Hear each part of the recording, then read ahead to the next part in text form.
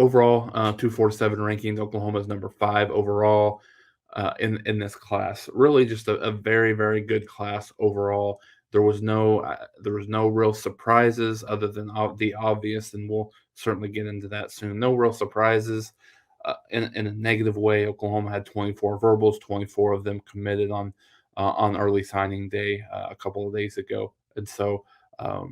Like I said, the top 5 overall class, first top. Oklahoma never had a top 5 class in Lincoln Riley's tenure. So Venables is already off to just a super start in terms of the recruiting side of things, particularly recruiting to where to what they need. Very very heavy in the defensive backfield, which we'll get into. Maybe the best secondary class in the country, and then some key components across the really just kind of across the board for this class. And I think one of the things, as I mentioned, 3 5 stars in this class. Overall, they've got more top 100 kids than they've ever signed, and so this is coming off of a season that obviously wasn't up to expectations, and still being able to sign a top 5 class shows really the eliteness that this staff has from a recruiting perspective, particularly a few in Brent Venables, Todd Bates, Jay Valai, Brandon Hall, some of those guys.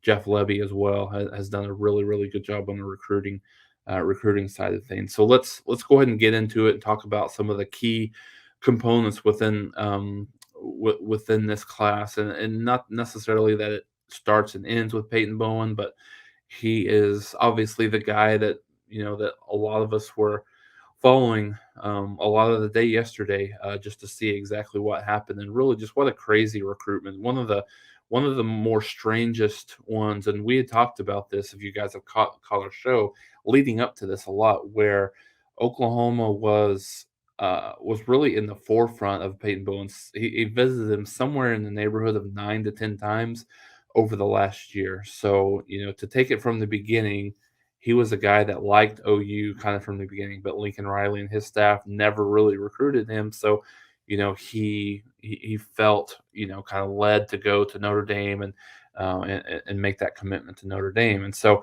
this staff has since then obviously tried to get in there. And Oklahoma had a lot of benefits with his girlfriend being committed to play soccer at Oklahoma, just a lot with Jackson Arnold being there, and just a lot of his guys kind of almost pushing him for Oklahoma to be the spot. And so I think what happened on Tuesday was very strange. I think just in general, I'm sorry, Wednesday was very strange in general. A lot of people, a lot of insiders, a lot of people close to the situation didn't really think Oregon, really had an opportunity. Didn't really think that they were in play. Obviously, they've got a little bit of NIL push with Phil Knight and just kind of where they're at, but really didn't think that they were a serious contender. And so I think it came down to when he made that initial commitment, where honestly could have handled it a lot better. I think it was one of those situations where he did what he did just to kind of get some attention, in terms of guys, listen to me. Like, this is where this is not where I want to go, but this is where I feel pressured into going right now. I think over the history of his recruitment, his mom had been very very pro Notre Dame. Really liked the value of the getting a degree from the University of Notre Dame. I think a lot of people in his circle, friends, liked OU. He liked OU. Obviously, like I said, the girlfriend factor is a huge one and always is. And so him, and then I think his dad was really pro Oregon from what I could, from everything that I've heard. So I think he was just very confused, and he even mentioned he wasn't really sure what he was going to do until a few minutes before he actually did it there. So, and obviously, I think everybody followed the story. He immediately kind of rethought that Oklahoma got in there. I think Oklahoma was really blindsided. I think Venables and Todd Bates kind of started taking a little bit more of the lead in that late Wednesday, and obviously we know how that worked out for Oklahoma. So, I don't think he's not a kid worth bashing.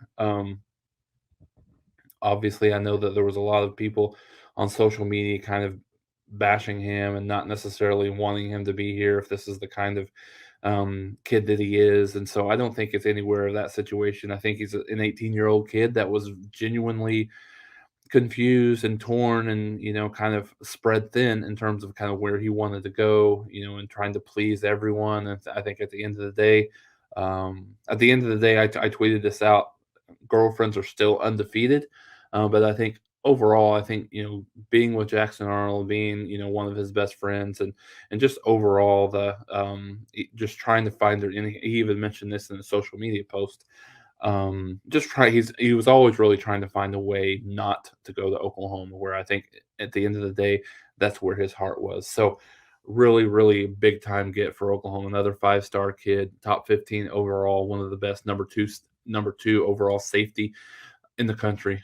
Kid that will have an opportunity. He's very dynamic in the return game. I think he has an opportunity to impact day one in the punt return game, kickoff return game, more so punt return game. I think so, but absolutely has the opportunity to get on the field early. I think he's an early enrollee as well for Oklahoma. Overall, the highest ranked, I guess, if you will, players, Jackson Arnold. I think, him, number 7 overall, number 4 quarterback in the country, number 1 dual threat quarterback in the country.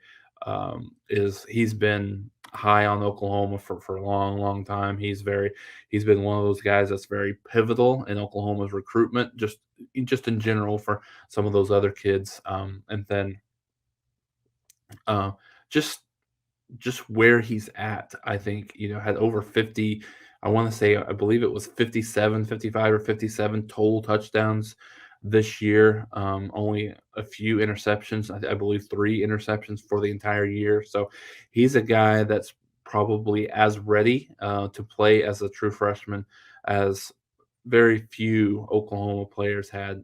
Caleb Williams obviously comes to mind. Uh, he's one of the only kids that's really played, as a true freshman for at the quarterback position for Oklahoma. So he will come in. I think will get a very good opportunity to play right away. Don't know that he'll start, but I think he'll be very much in that quarterback. In the quarterback competition with Dylan Gabriel, and then obviously it's very big for him to get in early, which he will be. And then the third 5-star, Oklahoma got 3 5 stars, and this is PJ Adebare from North Kansas City. So he's a guy, number 25 overall, number 4 ranked edge in the country. I think he's a guy that Oklahoma loves, his athletic ability, just where he's at from. He's still a little bit raw, but still a guy that has just kind of jumped off the tape. Wasn't super well known at this point last year, but has done, an outstanding job of kind of learning what it takes to rush the passer.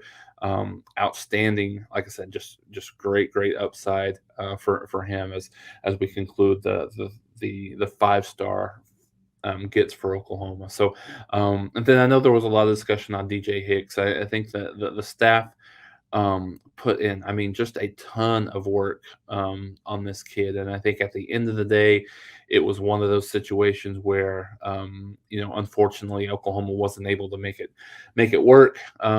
With him and NIL and kind of everything going on with his family and things like that. But Oklahoma made it, just the staff and the other kids. I know that the other kids were very vital in trying to get him to come to Oklahoma, and just I don't think at the end of the day just couldn't overcome the family situation there. So